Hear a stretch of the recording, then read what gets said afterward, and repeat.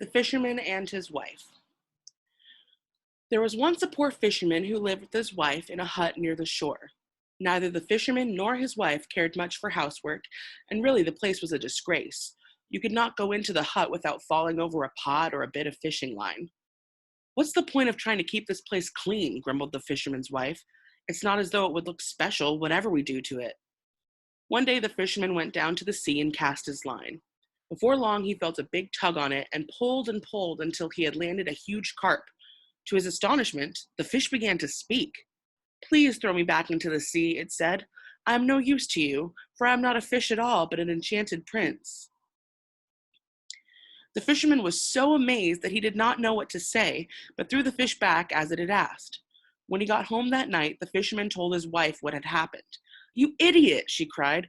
"You should have asked it to grant a wish, not just let it go like that.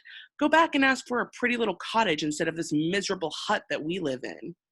So the fisherman did as she said and went back to the seashore. He called out to the enchanted fish, and sure enough, it came swimming to the surface. "Oh, noble fish," began the fisherman, "my wife has asked me to beg you to grant us a wish." The fish thrashed its tail, and the waves frothed and swirled. "Very well," it said. "Go home, and you'll find that your wish has been granted." The fisherman hurried home and found his wife sitting happily in the neatest little cottage he had seen in his life. "Now we want for nothing," said the fisherman happily. Maybe," replied his wife. A few weeks later, the fisherman's wife began to complain. "You know, this cottage is really too small," she said. "I would much rather live in a castle. Go back and ask that fish. After all, you did save its life." Reluctantly, the fisherman went back to the shore and called to the fish. "What do you want now?" it asked, its scales glittering in the sunshine. The fisherman explained his wife's wish. The carp splashed angrily in the water. The sky grew dark and the waves crashed onto the beach. "Very well," said the fish. "Go home and you will find that your wish has been granted."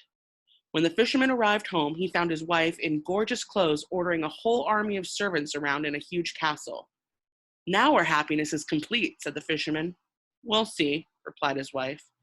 Only a few days later, she was complaining again. "I really think," she said, "as you saved the life of a prince, that the least he can give us is a royal palace. He probably has dozens. He won't be a problem. I really think that you and I should have a kingdom to rule." The fisherman argued, but in the end, he gave in. Against his better judgment, he made his way down to the shore and called the fish. This time, when the fish heard what the fisherman had to say, a great storm blew up. The fisherman could hardly stay on his feet in the gusts of wind and spray. But when he went home, he found his wife in a royal palace with a crown on her head and subjects waiting to see her. "Now at least," he said to himself, "she cannot want for anything more." All was well for a week or two, until the morning when the fisherman's wife woke up with a new idea in her head.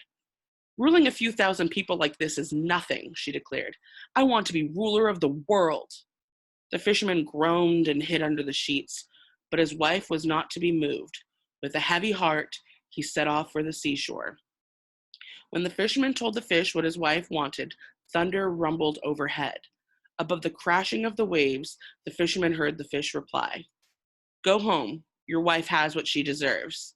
When the man arrived home, he found his wife back in the hut where they had started, and they are still living there to this day. The end.